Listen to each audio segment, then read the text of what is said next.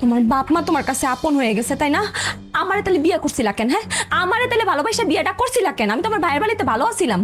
ঠিক আছে, তুমি ভালো ছিলে, আমি তো তোমার ভালোবাসি।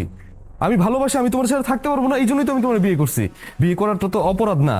আর আমি তোমার আনছি, আমি তো তোমার সবকিছুই আমি তোমার জন্য করতেছি। তুমি যা বলতেছো, যেটা বলতেছো সেটাই করতেছি তোমার জন্য। আমি আমার বাপ মার সাথে প্রতিবাদ করতেছি, যাদের মুখের সামনে আমি কোনোদিন দাঁড়ায়ও কথা বলি নাই, এখন বলতেছি। কারণ আমি দেখতেছি যে এই ব্যাপারগুলো তারা রং করতেছে, এই জন্য আমি তোমার পাশে দাঁড়াইতেছি, তোমার হয়ে কথা বলতেছি। তোমার আমি একটা স্পষ্ট কথা কয়ে দিই, হয় তুমি তোমার বাপ মার সাথে থাকবা, নাহলে তুমি আমার সাথে থাকবা। যদি তুমি সংসার আলাদা করতে না পারো, আমি এই অত্যাচার তো আর সহ্য করবো না। তুমি যদি সংসার আলাদা করতে পারো তাহলে আমার সাথে থাকবা, আর নাহলে তুমি তোমার বাপ মার সাথে থেকে যাও, আমার কোনো আপত্তি নেই। দেখো, এইভাবে কি কথা কইতেছো? মানে মাথা ঠিক আছে তোমার? মানে মুখ দিয়ে যা আইতেছে তাই বলতেছো? মানে কতদিন হয়েছে আমাদের বিয়ের? হ্যাঁ, এর মধ্যে তুমি কি ছাইরা যাইবা না যাবে, কি মুখে যা আইতেছে তাই কইতেছো? শোনো, পরিবারের মধ্যেই তো সমস্যাটা হয়েছে। আচ্ছা ঠিক আছে, পরিবারের প্রত্যেকটা মানুষের নিয়ে আমি বসুম, এটার সমাধান আমি করুম, ঠিক আছে? পারবে না তুমি সমাধান করতে? তোমার কি মনে হয় তুমি তোমার ওই খাড়াইশ বাপরে বুঝাইতে পারবা কখনো?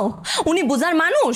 উনি বুঝার মানুষ না। দেখো নাই উনি আমার গায়ে হাত তুলতে গেছিল, আর ওই দিন তুমি দেখো নাই তোমার বোন আমার সাথে কি আচরণটা করছে? সামান্য একটু চিনি কম দিছি দেখে আমার মাইরা পর্যন্ত দিছে। আমি সব কিছু দেখছি, তাই আমি প্রতিবাদ করছি। আমার একটু সময় দাও, আমি একটু বসি, কথা বলি, ওই পর্যন্ত একটু সময় দাও প্লিজ।